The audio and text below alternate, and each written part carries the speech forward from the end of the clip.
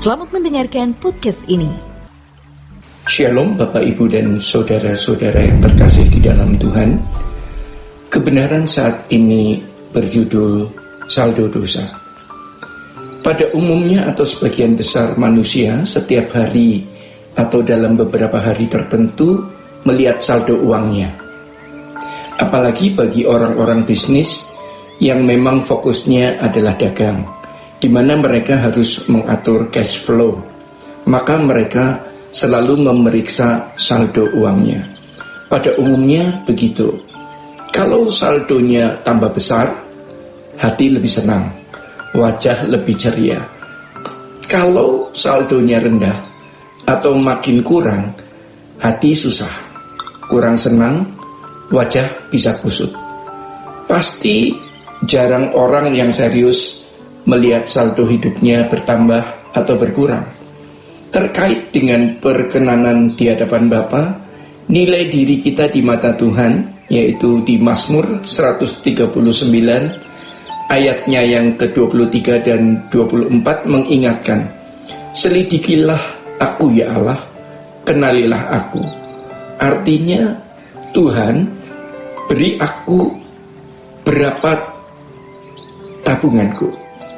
Artinya Tuhan beritahu aku berapa tabunganku. Juga di Matius 6 ayat 19-20, Tuhan Yesus mengatakan, kumpulkan harta di surga. Nah, sudah berapa banyak investasi kita di hadapan Allah? Berapa besar saldo kita?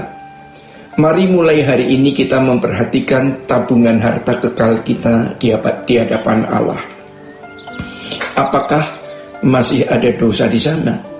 Masih ada kesalahan yang kita perbuat? Atau tindakan kita, keadaan kita yang tidak membuat Tuhan nyaman? Kalau benar-benar mengasihi Tuhan, maka kita akan selalu memperhatikan saldo hidup kita. Masih ada saldo dosa atau tidak? Kalau terkait dengan uang, orang mau saldonya sebesar mungkin.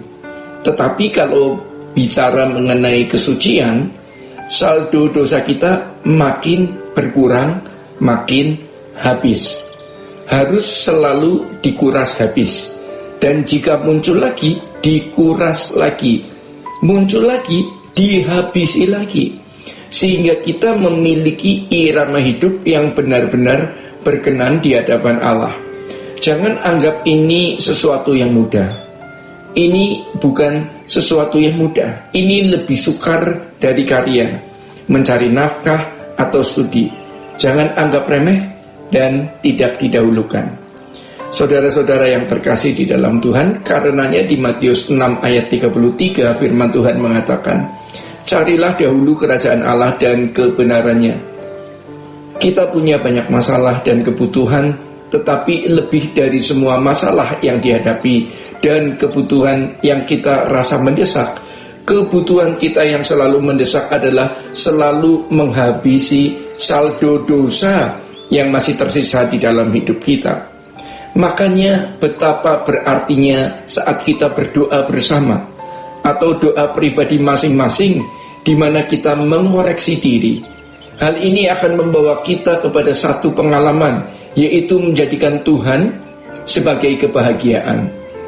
Kalau kita menyisakan saldo dosa, ya, kebiasaan buruk atau kesenangan atau sesuatu yang kita anggap bisa menyenangkan dan membahagiakan, berarti kita dalam bahaya. Kita tidak mau meleset lagi. Kita benar-benar rindu agar memiliki harta di surga yang banyak. Kita mengumpulkan harta sebanyak-banyaknya. Tuhan Yesus berkata, jangan bekerja untuk roti yang dapat binasa, tetapi bekerjalah untuk roti yang tidak dapat binasa. Apa itu roti yang tidak dapat binasa? Yaitu karakter kesempurnaan kita di hadapan Allah. Dan sejujurnya, karena kita sudah merekam banyak keinginan yang dulu kita nikmati di dalam daging dan jiwa, maka hal itu sering menuntut muncul di dalam pikiran kita, menuntut untuk dipuaskan. Selera kita sudah rusak selama belasan bahkan puluhan tahun, sehingga kita tidak sungguh-sungguh haus dan lapar akan Tuhan sebagai satu-satunya kebahagiaan. Maka bagi yang masih muda, ya, jangan membangun kebahagiaan dengan apapun dan siapapun, tetapi bangun kebahagiaanmu hanya di dalam Tuhan. Jangan melakukan sesuatu yang salah yang kau pandang akan membahagiakan, menyenangkan hatimu, sebab itu malah membuat engkau merekam banyak hal yang tidak patut dan menciptakan selera jiwa yang salah. Dan sebagai orang-orang yang sudah berumur, kita harus benar-benar kerja keras untuk menguras saldo dosa, saldo kesalahan, dan kebiasaan yang Tuhan tidak kehendaki, dan saldo percintaan dunia yang masih tersiksa karena melekat dalam diri kita. Saudara-saudara yang terkasih di dalam Tuhan, perjuangan kita menjadi lebih berat dibanding dengan orang muda yang belum dicemari oleh banyak hal. Untuk itu mari kita mempersempit dunia kita, tidak melakukan apa yang tidak perlu, seperti studi karier, bekerja, berkeluarga. Semua merupakan tanggung jawab kita yang harus dipenuhi. Hal inilah yang akan menyelamatkan kita.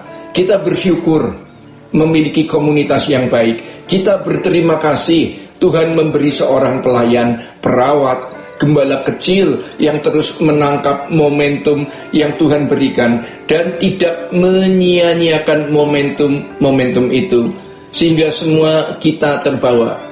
Jadi jangan menganggap, ya, kalau kita bisa tiap hari ke gereja atau berdoa itu adalah sesuatu yang berlebihan. Kalau melihat kekekalan, kita akan tahu melakukan lebih dari ini pun kita lakukan.